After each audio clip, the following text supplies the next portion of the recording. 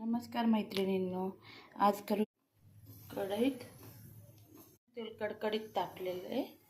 अशा पद्धतीने आपण शेंगदाण्याचं हे बघा असं तेल सुटलेलं आहे। तिला टाकून डिपेंड असतं।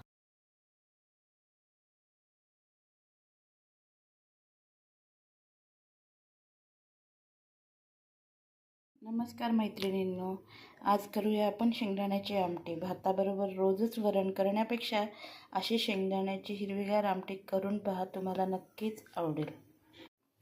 कढईत 1.5 चमचा आपण तेल घेतलंय। याला थोडं जास्तच तेल टाकायचं। तापू देऊ आपण। तेल कडकडीत तापलेलं आहे। आता आपण त्याच्यात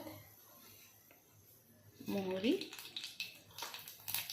जिरं आणि स्लाइस कापलेला कांदा,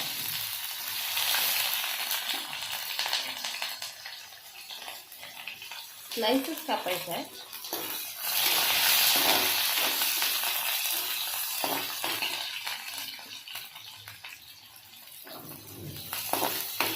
आता थोडं शिजू देऊ आपण कांदा। अशा पद्धतीने आपण शेंगदाण्याचं मिक्सरमधून वाटण काढलं आणि कांद्यामध्ये ते टाकले। आता याला व्यवस्थित भाजून घ्यायचं, थोडं तेल सुटेपर्यंत।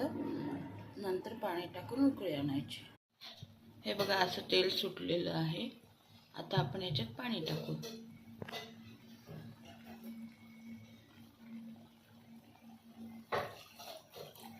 तुम्हाला शक्यतो थोडं पातळ करायचं, म्हणजे आपल्याला भाताबरोबर चपातीबरोबर खाता येईल। आता त्याची एक उकळी काढू आणि खायला रेडी। नक्की करून पहा। बघा मैत्रिणींनो, किती छान उकळी आलेली आणि तेलही सुटलेलं आहे। मग करणार ना नक्की प्रयत्न।